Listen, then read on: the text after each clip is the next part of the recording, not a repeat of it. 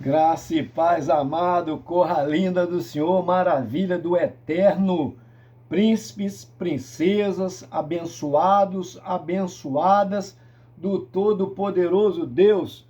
Mais um café com Deus. Hoje é o café na caneca de novo, ó. Canequinha para matar a saudade da roça aí, ó.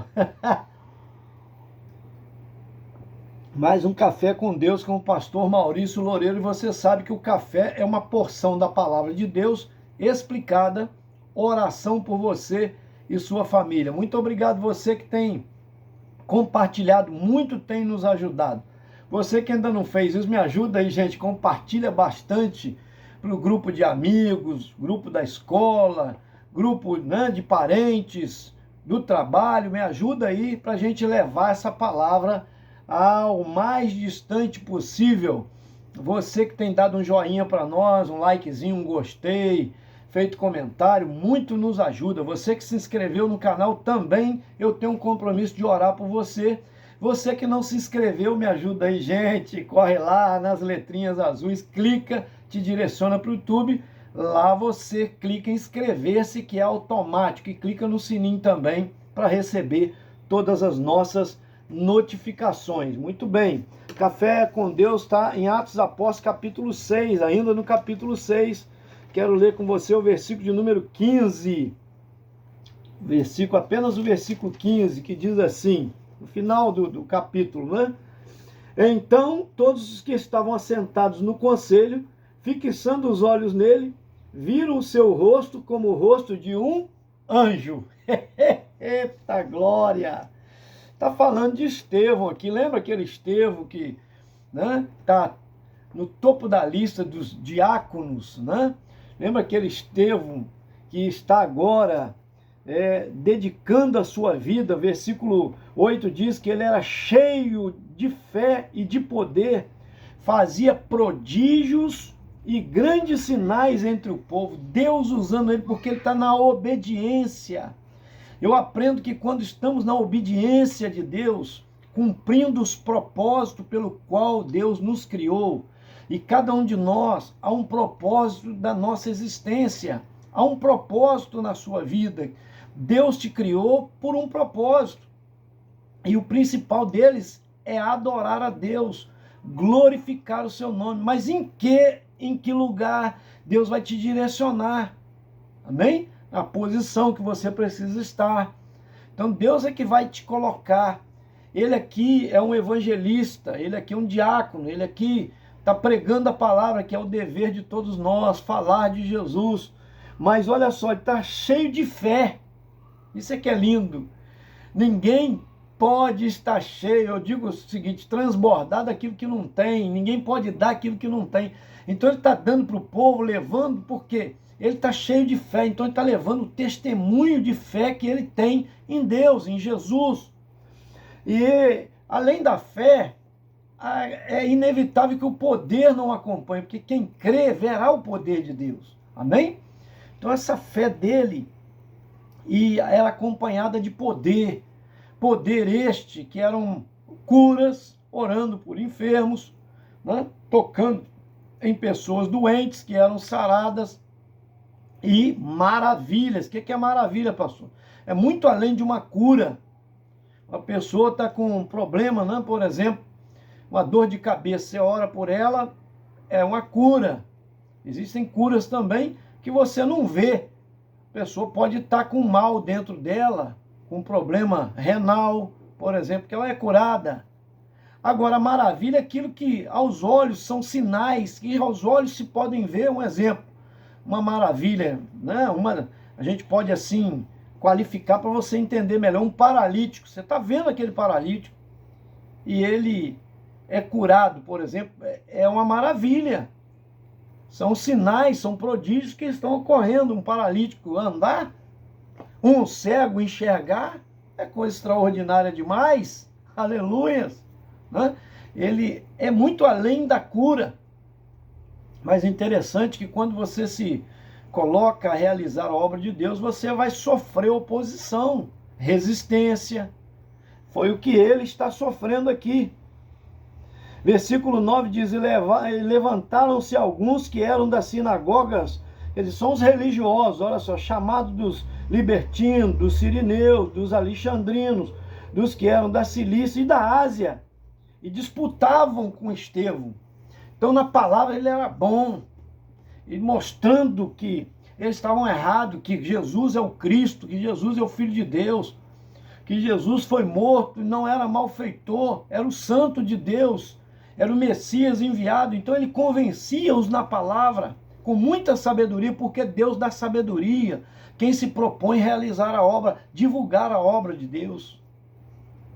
Aí eu aprendo que eles não podiam resistir à sabedoria, diz o versículo 10. E o Espírito com que falava, porque era o Espírito de Deus usando os lábios dele, dando palavra a ele para falar.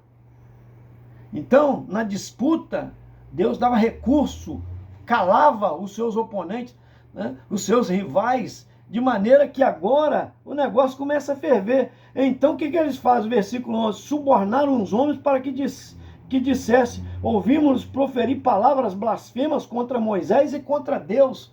Quer dizer, agora eles já levantam uma acusação falsa, são as falsas testemunhas.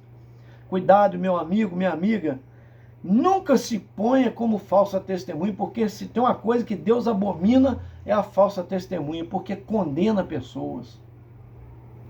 Veja só, eles levantaram falsas testemunhas contra ele. O versículo 13 também nos traz esclarecimento aqui, ó.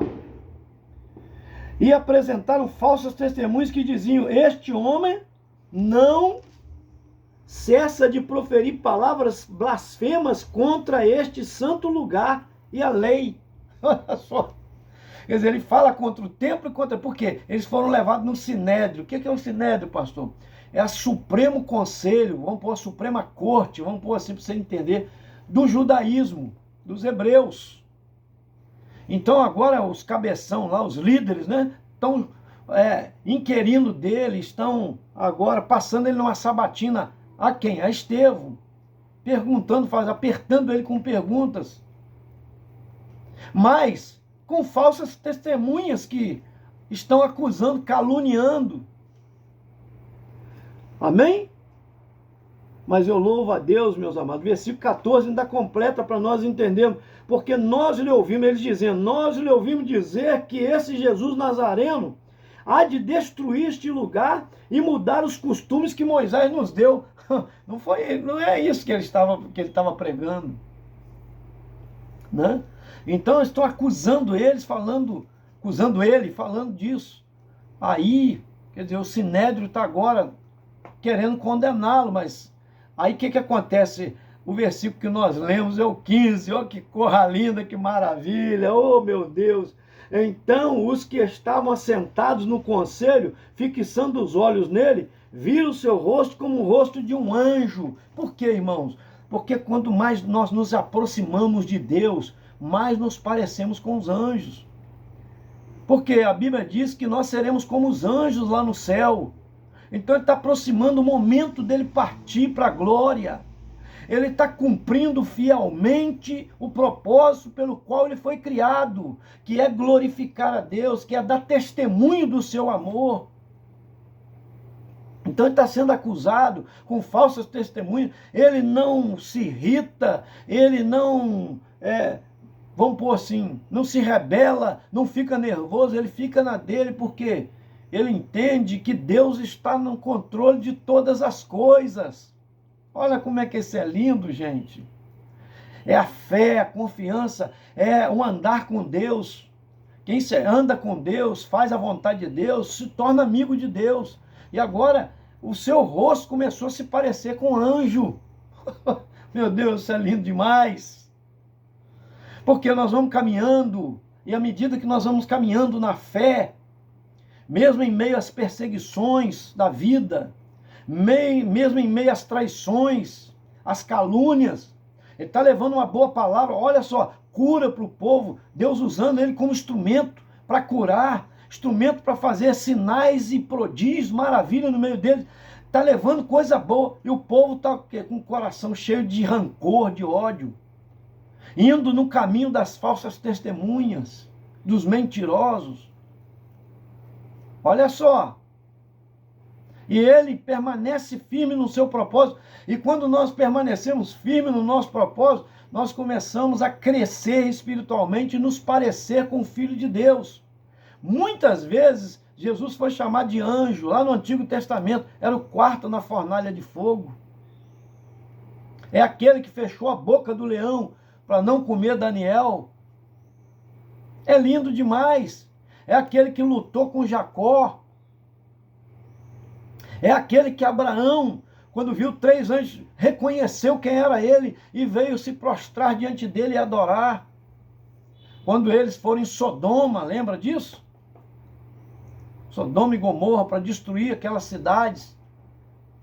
Então o Senhor se apresenta como um anjo. Então nós começamos a nos parecer com ele, porque a forma para nós é Jesus. E o que o Espírito faz em nós é formar o caráter de Cristo em nós, para nós nos parecermos com o Senhor Jesus. Por isso que agora seu rosto parece com um anjo. Aleluia! Quando você começa a obedecer a Deus, o princípio é a obediência. Você já começa a entrar na forma.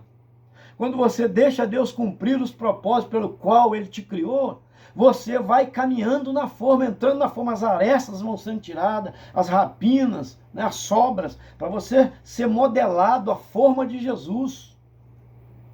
E aí você vai se parecer com Ele. Por isso que eles olham para Ele e dizem, viram a feição como a de um anjo. Aleluia! Que isso aconteça na sua vida, meu amado, minha amada. Eu oro para isso, eu peço a Deus para isso, eu prego para isso, para que o caráter de Cristo Jesus se forme em você. Esse é o propósito de Deus para todos nós, principal propósito. Agora, caminhos, processos que Deus vai usar, em cada um Deus usa de uma maneira. Como alguns são presos, outros são humilhados, outros são torturados, outros são traídos, outros são decepcionados, outros passam por enfermidades terríveis, outros têm perdas, outros têm falência, tem inúmeras situações, outros se enfrentam um deserto da vida, outros têm que enfrentar leões, outros têm que enfrentar fogo, e assim vai. São Deus forjando. Há processos diferentes na vida de cada um. Outros vivem presos, traídos pelos irmãos, depois vai para um calabouço, e assim vai, até se tornar governador do Egito, e assim vai. Deus vai operando na sua multiforme maneira de agir, a sua multiforme graça. Recebe isso daí, eu quero orar por você. Pai, toma nas tuas mãos essa vida que recebeu a tua palavra. Estudamos esse capítulo 6 de Atos Apóstolos, dividimos em duas etapas. Falamos no café passado de uma parte, agora terminamos com outra parte, a entender da grandeza de deixar o teu propósito cumprir em nossa vida. O Senhor tem a sua maneira de agir, há um propósito da nossa existência. Abençoa, meu Pai, ó Deus, o entendimento que Jesus é o modelo, porque Ele é o Deus que esvaziou-se da sua glória, tomou forma humana, porque Ele se deixou torturar, se entregou por nós, e açoitaram-no, e ó Deus, coroaram com coroa de espinho, e fizeram carregar um madeiro pesado, apanhando ainda cravaram as suas mãos, seus pés naquela cruz, Deus amado, ó Deus, e Ele morreu por amor de nós, mas ressuscitou o terceiro dia com o corpo glorificado, para dizer, eu sou a ressurreição e a vida. Como ele disse, ele é o caminho, ele é a verdade, ele é a vida. Abençoa isso, esse entendimento. Abençoa, meu Pai, também neste café, meu Pai amado, Veronildo Lima, eu acho que é lá de São Paulo. Abençoa ele, família. Abençoa Socorro Quaresma, de Igarapé Miri, lá do Pará. Abençoa Val Ramalho, família. Abençoa, ó Deus, a família também da Socorro lá. Abençoa Rosileia, Parreira, Gomes e família. O Ojo Lecan, Eloís, lá de Brasília, Distrito Federal e família. Abençoa, Pai, Alcina Almeida, do Rio, lá de Vicente Carvalho, tua filha e família. Deus, e também abençoa a conferência missionária que estará acontecendo agora na nossa igreja, a partir de terça-feira, na Semana Santa, até o domingo, em nome de Jesus. Deus, obrigado pela recuperação da pastora Glória, pelos milagres que o Senhor está operando em cada pedido de oração que fazemos aqui, em nome de Jesus. Amém. Esse foi mais um Café com Deus. Gente, senta o dedo aí, vamos compartilhar.